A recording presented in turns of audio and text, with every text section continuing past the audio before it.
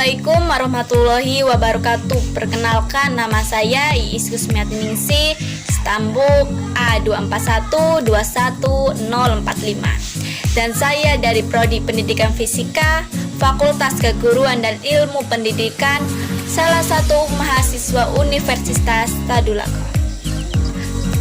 Baik, di video kali ini saya akan membahas tentang balok kaca dan prisma untuk memenuhi tugas awal praktikum pertama yang dibimbing oleh Kak Nur Aini.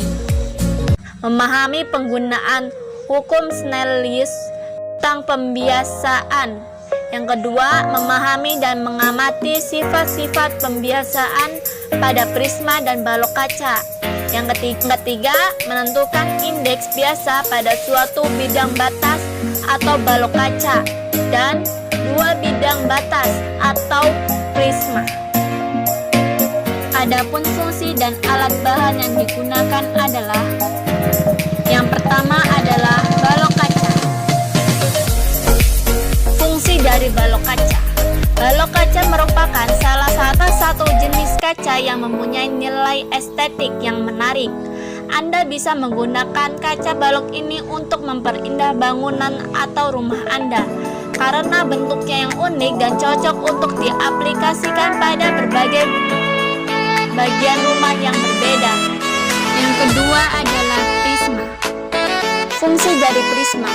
Dalam optik, prisma adalah alat yang dipakai untuk merefleksikan cahaya berwarna putih atau untuk memisahkannya dispersi menjadi spektrum warna pelangi yang secara tradisional dibuat dalam bentuk prisma dengan dasar segitiga. Yang ketiga adalah papan landasan. Fungsi papan landasan untuk sebagai alat kertas yang ingin ditulis atau dicatat, dan papan landasan biasa digunakan ketika untuk menulis. Jadi panggilan biasanya adalah papan ujian. Yang keempat adalah busur derajat. Fungsi dari bujur derajat. Yang pertama, dapat menghitung besar sudut suatu bangunan. Yang kedua, digunakan untuk mengukur noken as magnet motor. Yang kelima, mistar 30 Fungsi dari mistar. Mistar penggaris biasanya dipakai untuk mengukur benda-benda yang berbidang datar dengan dimensi yang standar atau kecil. Satu dari macam-macam alat ukur panjang ini biasanya dipakai untuk menggambar garis atau bidang lurus. Yang keenam adalah jarum pentul. Menyelamatkan kertas pola pada rancangan yang sudah dibuat, menyatukan bagian-bagian pola yang sudah ditentukan, memberikan tanda pada waktu pengepasan, sekaligus menandai bagian-bagian rancangan yang perlu diperbaiki sebagai alat bantu pada proses pembuatan balok kaca dan prisma. Yang ketujuh adalah kertas grafik. Untuk memudahkan membuat atau menggambar balok kaca dan prisma. Yang ke-8, paku tindis. Fungsi paku. Paku adalah logam keras berujung runcing, umumnya terbuat dari baja, yang digunakan untuk melekatkan dua bahan dengan menebus keduanya.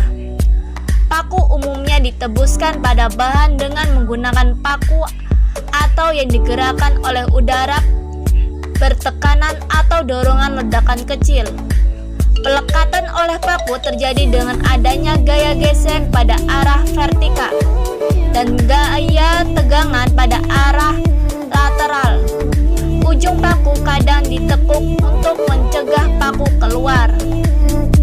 Mata kita dapat melihat sebuah benda karena cahaya yang dipantulkan oleh benda tersebut. Cahaya yang dipantulkan ini bersifat gelombang. Gelombang cahaya memiliki kecepatan berbeda ketika melalui medium yang berbeda. Jadi, jika cahaya berjalan di udara dan melewati plastik, maka kecepatannya akan menjadi lambat. Untuk memahami perjalanan cahaya ini, kita misalkan perjalanan cahaya seperti sebuah mobil yang berjalan pada lintas lurus. Ketika mobil melewati tumpukan pasir atau material berbeda, kecepatan mobil lebih lambat. Ketika mobil berjalan dengan sudut tertentu, bagian mobil yang terlebih dahulu naik ke tumpukan pasir akan melambat, sedangkan bagian yang satunya yang masih memiliki kecepatan sama. Akibatnya, mobil ini mengalami pergeseran arah. Kemudian, ketika seluruh bagian mobil ini berada di bagian yang sama, mobil akan berjalan lurus. Namun, tidak sama lagi arahnya seperti pada material sebelumnya. Gelombang cahaya bekerja sama seperti gerak mobil tadi. Cahaya yang melewati material berbeda dengan sudut tertentu agar terjadi pembelokan. Mari kita lakukan eksperimen ini. Ini adalah kotak cahaya yang sering digunakan dalam percobaan ukti. Jika kita letakkan sebuah kaca dengan sudut tertentu di depan jalannya cahaya dan lampu ruangan dimatikan, kita dapat melihat cahaya mengalami pembelokan ketika masuk dan keluar dari kaca tadi. Ini terjadi sama halnya seperti mobil tadi. Mobil mengalami pembelokan ketika melewati tumpukan pasir. Peristiwa pembelokan cahaya ini dalam fisika dengan istilah refraksi atau pembiasan cahaya. Untuk mempelajari lebih detail apa itu refraksi, maka perlu kita teliti perjalanan sinar datang dan sinar bias atau sinar setelah pembelokan. Untuk itu kita perlu tentukan apa itu garis normal. Garis normal adalah garis bayangan atau imajinasi yang tegak lurus dengan permukaan material yang melewati cahaya. Pada percobaan kotak, cahaya inilah yang disebut garis normal. Garis yang tegak lurus permukaan kaca. Garis normal terjadi potongan dan tentukan besar sudut sinar datang dan sinar bias. Ini adalah sinar datang dan dengan sudut 45 derajat. Dari garis normal, sudut ini adalah sudut datang. Sinar yang melewati kaca ini dinamakan sinar bias. Sudut dibentuk sinar bias tertentu 30 derajat ini dinamakan sudut bias. Ketika cahaya keluar dari kaca akan terjadi pembelokan. Ini karena perbedaan material sudut yang dibentuk akan sama besar dengan sudut yang akan datang pertama kali. Jika pengertian hukum Snellius. Hukum Snellius juga dikenal sebagai hukum Snell-Descartes dan hukum refleksi, adalah rumus yang digunakan untuk menggambarkan hubungan antara sudut-sudut kejadian dengan pembiasan. Hukum itu terjadi ketika mengacu pada cahaya atau gelombang lain yang melewati batas antara dua medium isotropik yang berbeda. Hukum Snellius juga berinteraksi dengan bahan netam yang kemungkinan cahaya menjadi bengkok terbelakang pada sudut refleksi negatif dengan indeks bias negatif. Rumus hukum Snellius: sin O I per sin OT sama dengan N2 bagi N1. Lambang O1 dengan O2 merujuk pada sudut datang dan sudut bias, atau N1 sin O1 sama dengan N2 sin O2. Lambang N1 merujuk pada indeks bias, medium yang dilalui sinar datang, sedangkan N2 adalah indeks bias medium yang dilalui sinar bias. Persamaan Snellius didapatkan dari prinsip Fermat, yaitu sinar yang merambat antara dua titik membutuhkan selang waktu terkecil.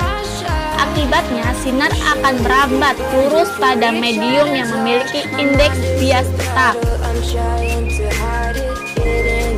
Hukum bunyi Snellius: sinar datang, sinar bias, dan garis normal terletak dalam satu bidang datar. Perbandingan proyeksi antara sinar datang dan sinar bias yang sama panjangnya pada bidang batas antara dua zat bening selalu merupakan bilangan tetap. Perbandingan tetap ini disebut indeks bias atau kedua zat itu antara kedua zat itu. Penerapan hukum Snellius dalam kehidupan sehari-hari. Peristiwa terjadinya pelangi terjadi pembiasan cahaya putih dibiaskan menjadi berbagai panjang gelombang cahaya yang terlihat oleh mata dengan warna-warni. Panjang gelombang cahaya ini membentuk garis-garis paralel. Setiap warna bernuansa dengan warna di sebelahnya. Pelangi hanya dapat dilihat saat hujan bersamaan dengan matahari bersinar. Tapi dari sisi yang berlawanan dengan si pengamat, posisi ini harus berada di antara matahari dan tetesan air, dengan matahari di belakang kita. Mata kita dan pusat busur pelangi harus berada dalam satu garis lurus. Adapun bunyi hukum Snellius 1 adalah jika suatu cahaya melalui perbatasan dua jenis zat cair, maka garis semula tersebut adalah garis sesudah sinar. Itu membias dan garis normal di titik biasnya. Ketiga, garis tersebut terletak dalam satu bidang datar. Contohnya sebagai berikut.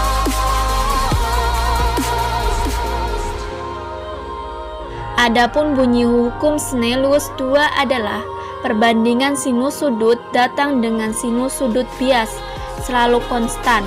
Nilai konstan dinamakan indeks bias atau yang dilambangkan dengan N. Contohnya sebagai berikut. Ini adalah contohnya. Seperti gambar ini adalah contohnya. Jadi kesimpulannya hukum Snellius adalah hukum Snellius membahas tentang pemantulan dan pembiasan cahaya ketika mengenai bidang pantul dan melalui dua medium yang berbeda indeks bias. Indeks bias merupakan perbandingan cepat rambat cahaya dalam ruang hampa dengan cepat rambat cahaya pada suatu medium. Semakin besar indeks bias medium, maka semakin sulit cahaya rambat dan suatu medium dan sebaliknya. Contoh peristiwa pembiasan cahaya dalam kehidupan sehari-hari. Yang pertama, sedotan yang tercelup air sebagian tampak membengkok. Sedotan yang sebagian batangnya tercelup di dalam air akan tampak bengkok jika dilihat dari luar. Hal ini disebabkan cahaya datang dari udara kurang rapat menuju air lebih rapat. Akan dibiaskan menjauhi garis normal. Proses pembiasan cahaya berlangsung di dalam gelas, sehingga jika dilihat dari luar gelas, batang sedotan tampak bengkok karena tidak ada di titik sebenarnya garis normal. Selain sedotan, batang pensil, pulpen, spidol yang dimasuki ke dalam gelas berisi air juga akan terlihat bengkok jika dilihat dari luar garis. Yang kedua, dasar kolam tampak dangkal. Dasar kolam akan terlihat dangkal jika dilihat dari darat.